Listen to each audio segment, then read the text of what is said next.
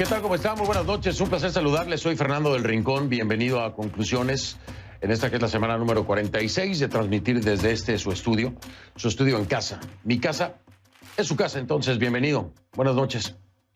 Oiga, vamos a continuar con nuestra cobertura rumbo a lo que será el domingo de elecciones en el Ecuador.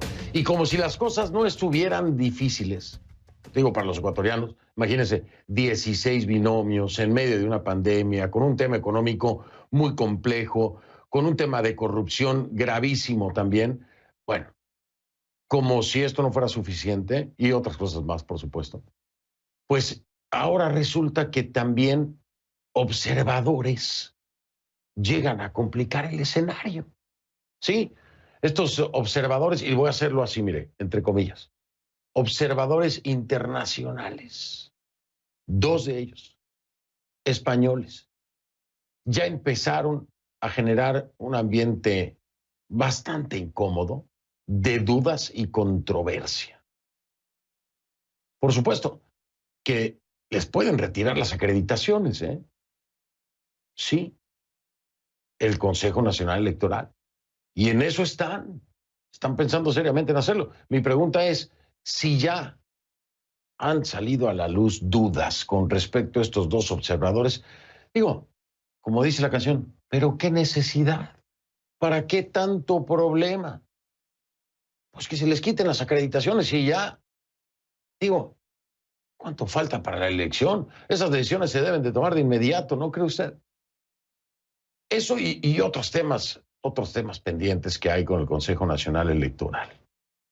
Importantes, muy importantes. Y hoy precisamente vamos a hablar con la presidenta del Consejo Nacional Electoral del Ecuador. Así que, iniciamos.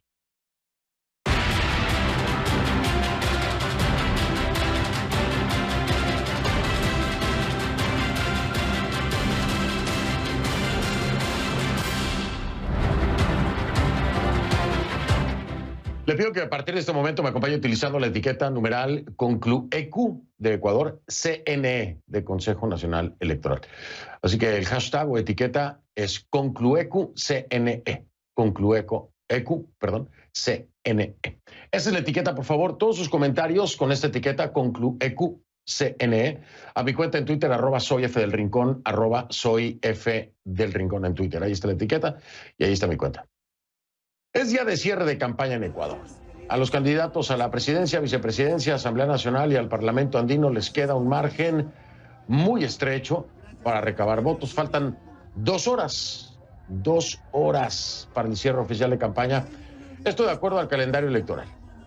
Sin embargo, la votación ya comenzó. Este jueves votaron las personas privadas de libertad sin sentencia firme para quienes el voto es obligatorio en el Ecuador. Se esperaba que más de 8.300 detenidos votaran en 70 juntas receptoras instaladas en prisiones de 20 provincias del país. Mientras tanto, los candidatos se dedicaron a llenar las calles a pesar de la pandemia. Andrés Arauz, uno de los favoritos y candidato de la Unión por la Esperanza del fin del expresidente Rafael Correa, cerró la campaña con un acto multitudinario en Quito. Arauz y Carlos Rabascal forman el binomio, le repito, de Rafael Correa. Y así se encargaron de recordarlo una y otra vez durante el evento, mientras los militantes coreaban consignas como Arauz presidente, Correa presidente. Mire usted.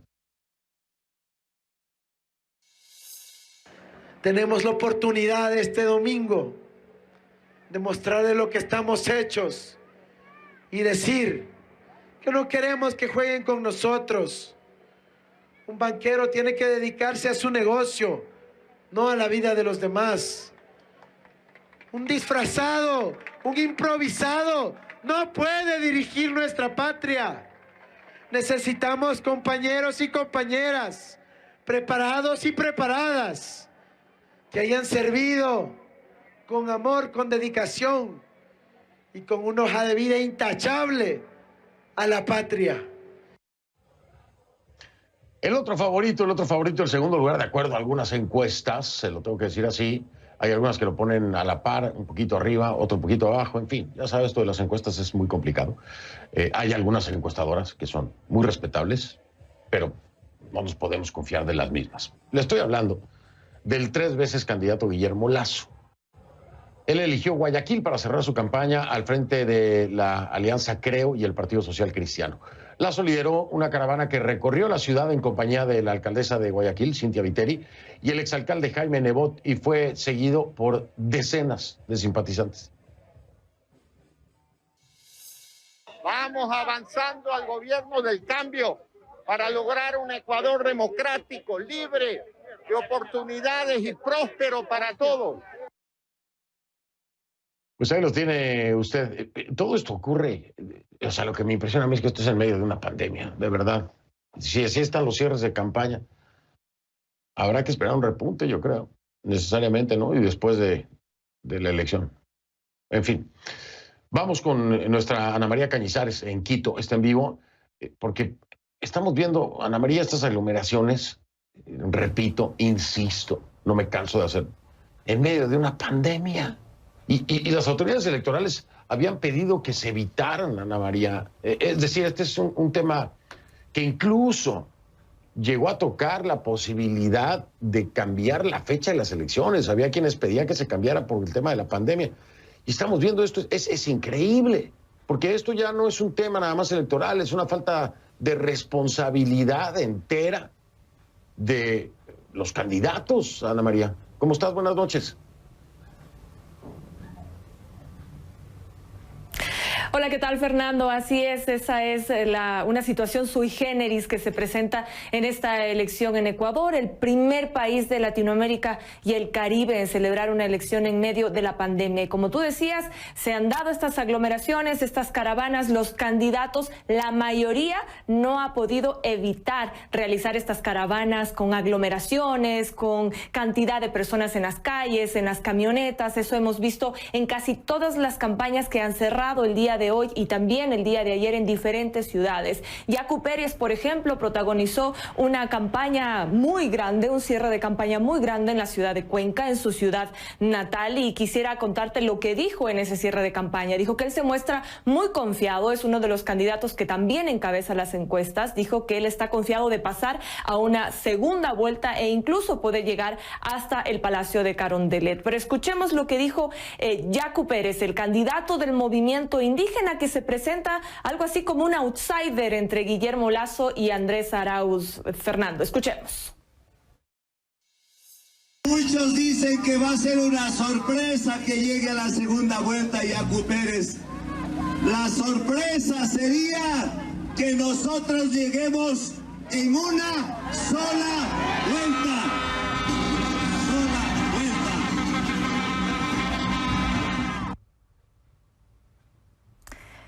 Y bien, Fernando, lo que también se ha discutido en las últimas semanas y en los últimos meses sobre estas elecciones en el Ecuador es sobre la pertinencia o no de continuar con un sistema de voto obligatorio a partir de los 18 años y hasta los 64 años en el Ecuador. A partir de los 65 es prácticamente un voto facultativo, un voto no obligatorio en el país, pero mientras estamos en pandemia, con restricciones, con medidas de bioseguridad, en un momento en que los contagios por COVID-19 ascienden en diferentes ciudades del país. Sin embargo, el Consejo Nacional Electoral no dio marcha atrás, ni siquiera para revisar la fecha de las elecciones como pedían varios sectores. Indicó que era un mandato constitucional y que esto no podía cambiar. Pero yo he preparado el día de hoy y quisiera contarle a toda nuestra audiencia por qué en el Ecuador ha empezado a debatirse sobre el voto voluntario, sobre el voto facultativo, si el voto debe ser un derecho o un deber. Así que te invito a verlo, Fernando. Después de consignar la papeleta en la urna, los miembros de la Junta Receptora del Voto entregan este certificado de votación a los electores. Es un proceso sencillo, pero quizás el paso más importante. En Ecuador, el voto es obligatorio por mandato constitucional y no participar en las elecciones supone una multa de $40 para los votantes y hasta $100 para los miembros de las juntas receptoras que no se presenten a la capacitación ni a las mesas de votación. Para Carlos Larreategui, jurista y canciller de la Universidad de las Américas en Quito, el voto obligatorio es coercitivo y empuja a los ciudadanos a participar por la fuerza y no por el ejercicio de un derecho. Por eso considera que el Ecuador debe asumir el voto voluntario. Un voto voluntario de alguna forma es un voto más reflexivo, es un voto más meditado, es un voto que corresponde a una decisión deliberada del individuo de acudir y votar. Es alguien que vota porque ha sido atraído por alguna tesis, por alguna ideología, por alguna propuesta, y no simplemente por esta coerción del Estado que le exige votar so pena de no entregarle un documento que básicamente hace que la vida sea imposible sin ese documento. El certificado de votación sirve para decenas de trámites públicos y privados y se ha convertido en el dolor de cabeza de los ciudadanos en caso de pérdida. Que no es necesario que nos obliguen a votar, que la ciudadanía salga libre y democráticamente. No considero que sea una obligación tan solo por un documento. Pero el voto voluntario como opción para un país como Ecuador podría generar un problema ético en las campañas electorales, según Ana María Correa, politóloga y docente de la Universidad San Francisco. A pesar de que no, digamos, el voto es opcional, lo que sucede es que los candidatos compran los votos, especialmente en las zonas, digamos, que no son las capitales. Sucede mucho.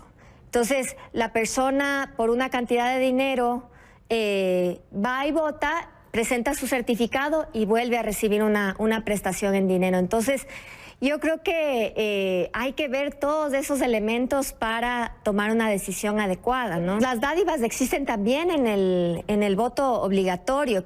El debate sobre el voto opcional u obligatorio se ha acelerado en medio de la pandemia de COVID-19, pues los ciudadanos tendrán que acudir a las urnas cuando los contagios siguen en ascenso. El Consejo Electoral se rehusó a postergar las elecciones y se comprometió a garantizar las normas de bioseguridad. Al final de la jornada del domingo se conocerá el nivel de ausentismo de los votantes, que en los últimos procesos se ha ubicado en 16% y 18%. Que cumplamos con el protocolo de bioseguridad para evitar mayores contagios por la COVID-19. Hemos tomado todas las medidas necesarias para que este deber cívico se cumpla con total confianza y tranquilidad. Según varias empresas de análisis electoral, el porcentaje de indecisos está entre el 40 y el 50% de los ciudadanos habilitados para votar. En muchas ocasiones, estos votantes deciden a última hora o el mismo día a quién van a apoyar, lo que para Larreategui refuerza su propuesta de un voto facultativo o voluntario. La abstención también es una forma de expresar la voluntad. Quizá haya menos participación con un voto voluntario, pero sin duda es un voto de mejor calidad, es un voto que fortalece la democracia. Basta ver que las democracias más consolidadas del mundo en su mayoría tienen voto voluntario. Mientras que la profesora Correa cree que se debe resolver un problema más estructural en cuanto a la formación y preparación de los votantes. La ausencia de una formación democrática en la población, de que esta población, digamos, crece y no entiende realmente lo que está en juego en las elecciones. Entonces, digamos que sí, puedes cambiar la modalidad del voto, pero yo creo que también tienes que hacer procesos de educación de la ciudadanía que realmente hagan que la gente vote, pero con conciencia, en cualquiera de las dos modalidades. El Consejo Electoral sugirió a los votantes ir a los centros de votación por turnos, de acuerdo al último dígito de su cédula de ciudadanía.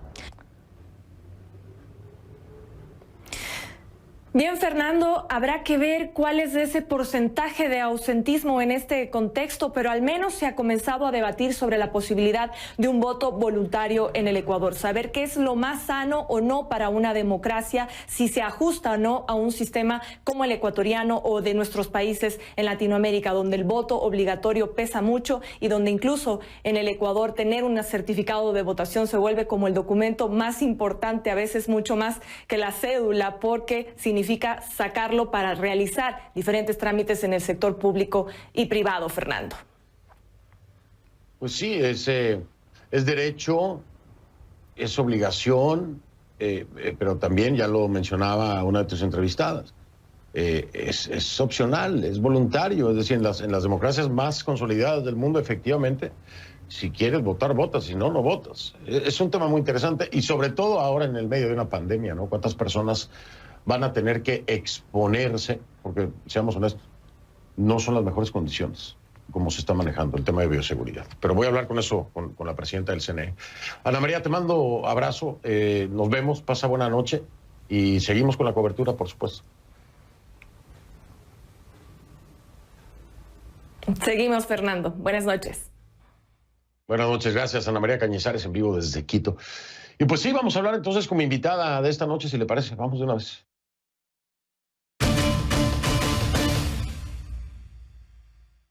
Le doy la bienvenida a la presidenta del Consejo Nacional Electoral, Diana Atamaint, que me acompaña esta noche. ¿Cómo está, Diana? Buenas noches, bienvenida.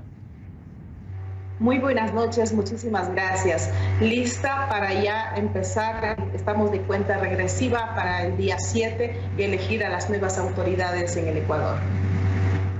Así es, con todavía muchos temas pendientes, pero quiero entrar de lleno con usted con esta controversia sumamente delicada, hay que decirlo, de estos observadores españoles, 2 de ellos. Estoy hablando del eurodiputado Manu Pineda, de Izquierda Unida, y Juan Carlos Monedero, cofundador de Podemos. ¿Están evaluando ustedes la posibilidad de retirarle las acreditaciones, correcto? ¿Qué es lo que ha pasado? Porque ya ha habido una injerencia en sus opiniones, al menos a través de redes sociales. ¿Qué es lo que ha pasado? ¿Hacia dónde apunta todo esto? Bueno, ellos tendrían que responder cuál es la intención con aquellas declaraciones que lo han hecho, pese a que el Ecuador ha ampliado la convocatoria, ha invitado y no ha restringido la participación de los observadores a ninguno de ellos, pero todos deben tener la claridad de que hay reglas que hay que cumplir cuando se va de observador a un país en el que se debe limitar a hacer ese tipo de declaraciones. Nosotros respetamos, están en su libertad y en su derecho de opinar y de pensar, sin embargo nos preocupa porque esas opiniones pueden generar dudas innecesarias y sin haber contrastado la información, sin tener información oficial de parte del Consejo Nacional Electoral. Eso es lo que a nosotros nos preocupa y sí, efectivamente hay un requerimiento del vicepresidente del Consejo Nacional Electoral analizar la posibilidad de retirar las credenciales de observadores. Sin embargo, el Ecuador es un país democrático, acoge a todos, pero sí hacemos un llamado para que este proceso electoral que está pensado y organizado de forma transparente y de mutuo respeto de todos los observadores se desarrolle dentro de esa normalidad.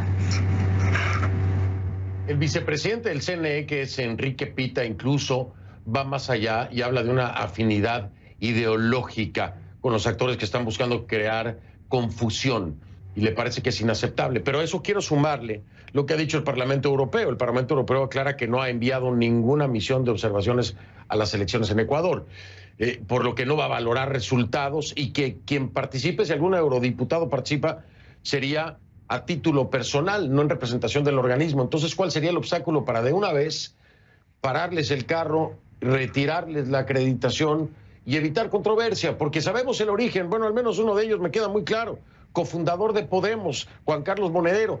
Me parece que hay una justificación por parte del vicepresidente al decir que hay afinidades ideológicas, ¿no? Y estamos hablando precisamente del Delfín de Correa. ¿No lo cree usted? Nosotros como país hemos invitado a misiones de observación con carácter de conducidos y otros independientes. Muchos de ellos han pedido ser invitados, han querido participar de este proceso electoral. Y como este proceso electoral está organizado de forma absolutamente participativa y transparente y no tenemos nada que ocultar, hemos abierto las puertas para que así lo miren de cerca y tengan toda la información que necesiten y de esa manera den la garantía de transparencia con el que estamos trabajando.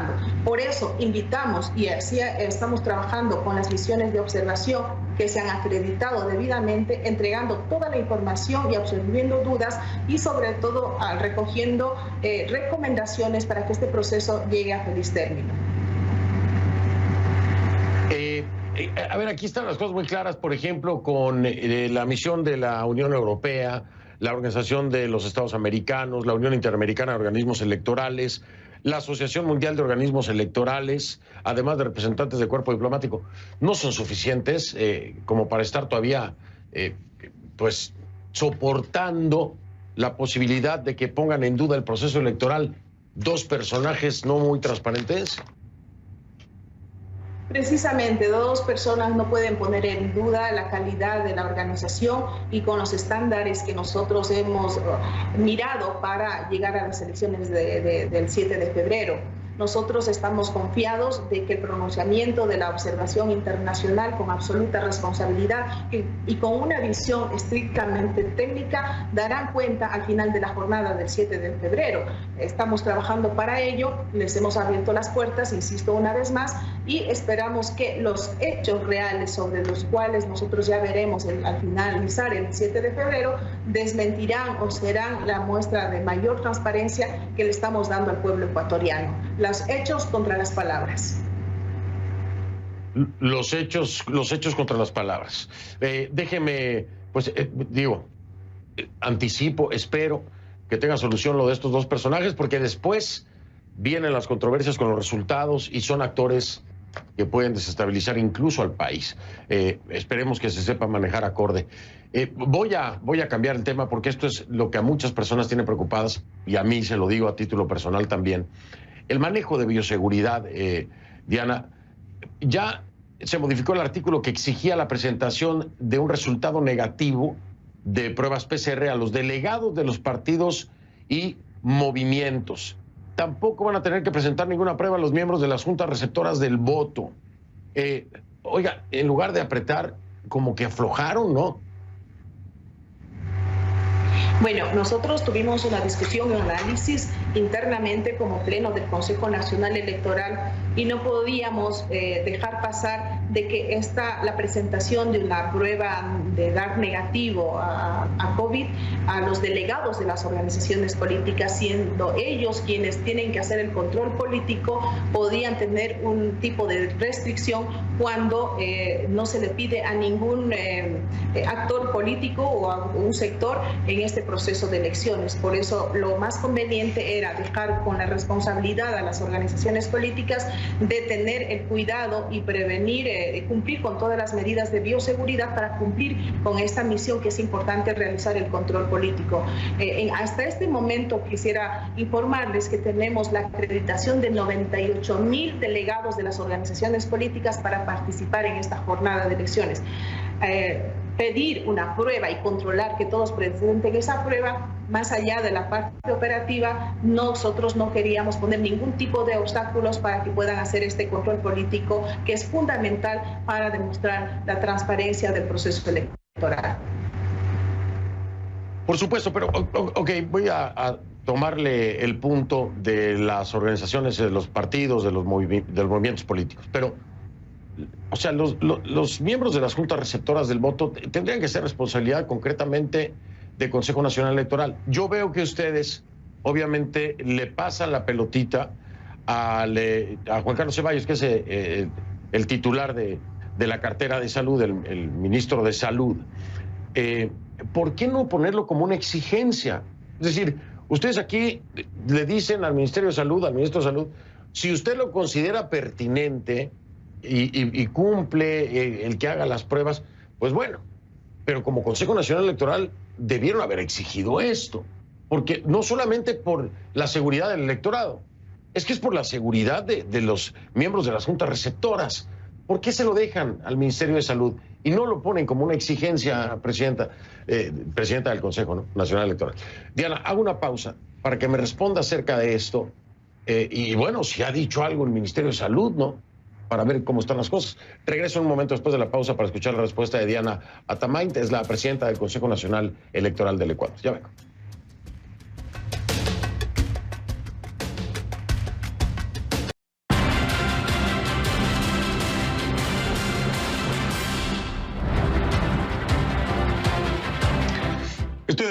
Estoy de vuelta, con Diana Atamaint, es la presidenta del Consejo Nacional Electoral del Ecuador. Le estaba preguntando yo acerca del tema del COVID, ¿no?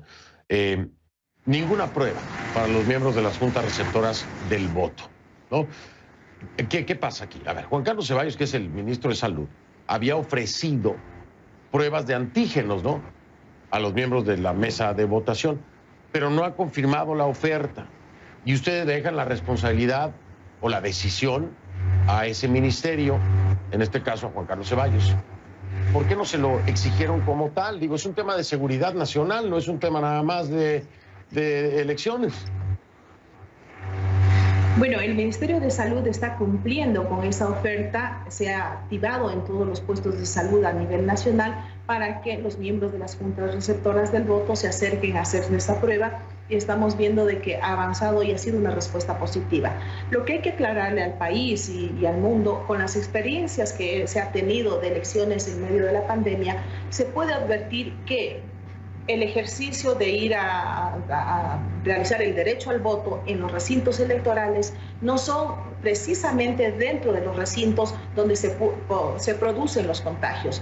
Lo que nos pueden advertir las autoridades electorales con las experiencias anteriores, inclusive la Organización Mundial de Salud, es en los espacios donde se generan aglomeraciones, y esto es por fuera de los recintos electorales. Entonces, el riesgo de contagio no está dentro del recinto electoral porque tenemos el control absoluto, y si se cumple con las medidas de bioseguridad, de distanciamiento, el riesgo es mucho menor a lo que puede suceder por fuera de los recintos. Por eso, aquí en el Ecuador, los municipios, los gobiernos autónomos descentralizados asumen esa competencia y se han comprometido de no autorizar el espacio público para ventas ambulantes, que es lo que podría provocar aglomeraciones y esto a su vez incrementar el riesgo del contagio.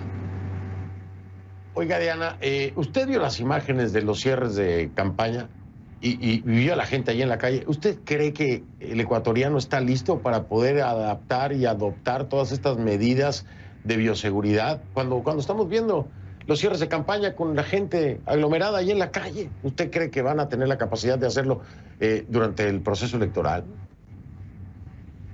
Mire, evitar y disminuir el riesgo de contagio siguiendo las recomendaciones de las autoridades electorales y de las autoridades sanitarias es de corresponsabilidad de todos los ciudadanos. No se puede pensar de que solo es responsabilidad controlar al Consejo Nacional Electoral o al Ministerio de Salud.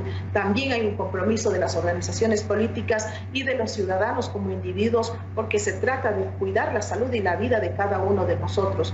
Las brigadas, las campañas, la concientización, para más allá de una campaña electoral, durante los feriados que se decretan internamente en un país y aquí en el Ecuador, y los cumplimientos de estas medidas de bioseguridad pasan por eso. O sea, no solamente por una campaña electoral, un proceso de elecciones podemos pensar que se da esto.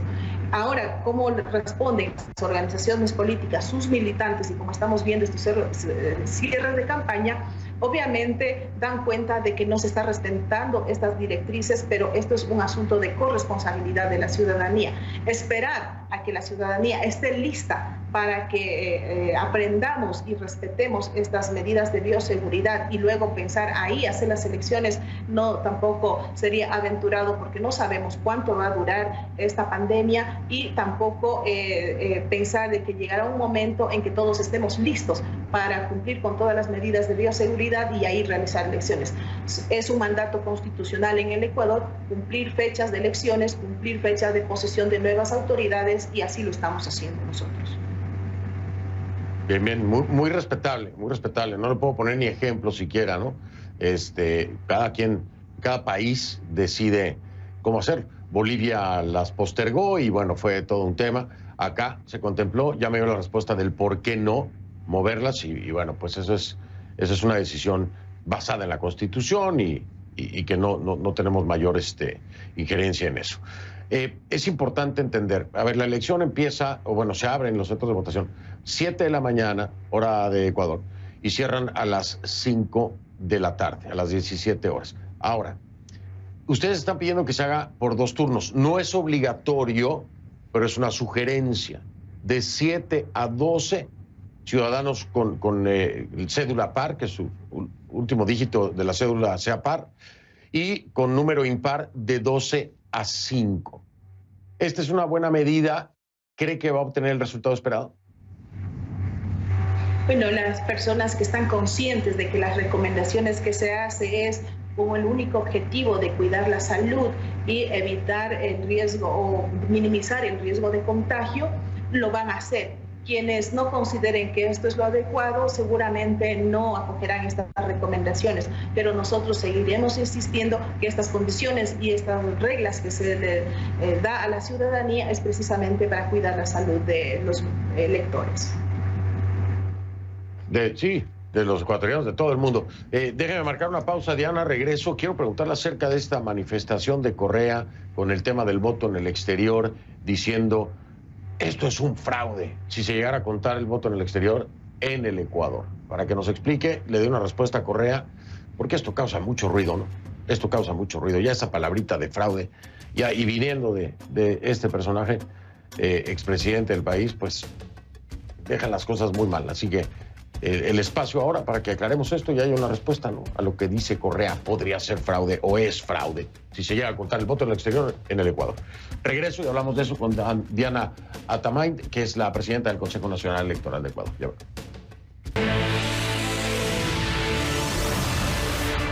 Mucho gusto poder comunicarles que me hicieron la prueba de antígeno hoy por la mañana y ya salí negativo. Desde luego, todavía... Pues esta es noticia de último minuto. El presidente de México, Andrés Manuel López Obrador, publicó hace unos minutos, un video en su cuenta de Twitter en el que asegura que esta mañana le hicieron la prueba del coronavirus, ya escuchó usted, y que dio negativo. AMLO aclaró que todavía tiene que esperar algunos días, pero dice que se está recuperando. El mandatario agradeció a todos los que se preocuparon por su salud en ese video de más de 15 minutos de duración.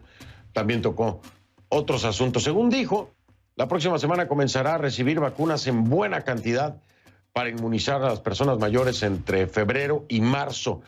Y en lo económico dice que está todavía más optimista porque, según él, pinta bien el nuevo año. Bueno, de todo eso no sé, pero dice que dio negativo a COVID. Pues bueno, qué bueno que se recuperó, ¿no? Ya regreso.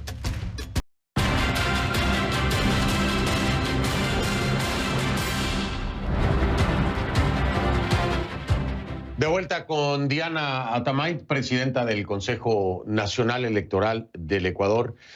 Hay muchas cosas alrededor de esta elección que le meten una presión tremenda a pues, los integrantes del Consejo Nacional Electoral. Una de ellas es esta declaración del expresidente Correa con respecto a los votos en el exterior, que no necesariamente es que se vayan a contar en el Ecuador, ¿no? De acuerdo al artículo 3, es como si fuera necesario que se trasladen entonces para que se haga el conteo. Eso no quiere decir que así vaya a ser, lo quiero dejar bien claro, ¿no? Es una resolución que fue aprobada por el Consejo Nacional Electoral. Reacciona el expresidente Correa, dice, atención observadores internacionales, ahora el CNN, el colmo del abuso y desesperación, además de disminuir mesa y observadores en el exterior, ilegalmente pretende que el escrutinio se haga en Ecuador y no en la mesa el día de la votación. Esto es fraude. ¿Qué le responde Diana como presidenta del Consejo Nacional Electoral del Ecuador a esta declaración del expresidente Correa? Yo tengo que responderle al país entero, a todos los ecuatorianos, diciéndoles que todos y cada uno de los votos que se contabilizarán y que se han expresado en las urnas será respetado de forma absoluta. Eso le tengo que decir al país. Y respecto de los votos que se registren en el exterior, se contabilizará tal cual manda la normativa. Sin embargo, de ello, con este principio de buscar respetar, de que ningún voto quede por fuera y que todos sean contabilizados, lo que se hizo con el Pleno del Consejo Nacional Electoral es dar directrices a las diferentes embajadas y consulados para que en el caso extremo, excepcional, de presentarse alguna dificultad de no poder contabilizar los votos, solo en esos casos debidamente justificados, tendría que procederse a trasladar al Ecuador para que asimismo con este principio se pueda contabilizar esos votos, porque no pueden quedar en el limbo o en un país donde hay restricciones de movilidad, un toque de queda de última hora o confinamiento total. Son medidas excepcionales que lo que busca es que todos los votos sean contabilizados si en un momento dado no es posible hacerlo en el exterior. Ahora, por otro lado, aquí hay dos causas, tienen dos causas pendientes presentadas por Justicia Social en contra del Consejo Nacional Electoral, que se van a resolver después del 7 de febrero. Y al mismo tiempo hay un tema con los paquetes electorales que se han enviado que no llevan la papeleta del Parlamento andino porque hay un pendiente en el Tribunal Contencioso Electoral. ¿Esto no le genera la posibilidad de que haya controversia y duda precisamente por esta falta de resolución? Bueno, el proceso que se sigue en el Tribunal Contencioso Electoral respecto a la posibilidad de la destitución de 4 consejeros todavía toca culminar con todo el debido proceso y ya veremos después de las elecciones. En este momento, lo fundamental y lo importante es de que las elecciones del 7 de febrero se realicen con absoluta normalidad. Estamos enfocados en esa tarea y en ese compromiso con el país y con la democracia. En segundo lugar, aclararle a la ciudadanía que la elección de parlamentarios andinos se dará tal cual se planificó en el calendario electoral. En este momento se ha distribuido al 100% las papeletas para todas las dignidades, incluido parlamentarios andinos, tanto a nivel nacional como en el exterior. Es cierto que en el exterior tendremos dificultades no solamente para elegir parlamentarios andinos, sino también para todas las dignidades o las restricciones propias de movilidad y de sanitarias que tienen, inclusive no solo los países, sino municipios, condados, ciudades específicas. Sin embargo, de ello, nosotros estamos haciendo esfuerzos para que el pueblo ecuatoriano se pueda pronunciar en las urnas. Pues mucha suerte, Diana Atamay. Por supuesto, debo estar pendiente de todo esto durante una cobertura especial que haremos el domingo, así que estaremos monitoreando todo lo que acontezca a través, por supuesto, del órgano electoral, que es el Consejo Nacional Electoral. Es Diana Atamay, presidenta del mismo, del CNE del Ecuador. Gracias, Diana, muy amable, suerte.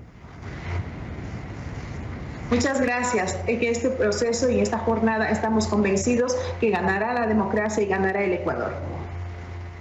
Que así sea, que ganen los ecuatorianos y las ecuatorianas, efectivamente. Voy a marcar una pausa. Bueno, el gran ausente en esta cobertura, porque no quiso, no por otra cosa, es Andrés Arauz, el Delfín de Correa. Pero como aquí somos justos, pues nada más, por no dejarle, voy a decir quién es Andrés Arauz cuando regrese. Andrés Arauz es el candidato de la Unión por la Esperanza, el Delfín de Correa. No vino al programa por temas de agenda, dice, pero conózcanlo, mire.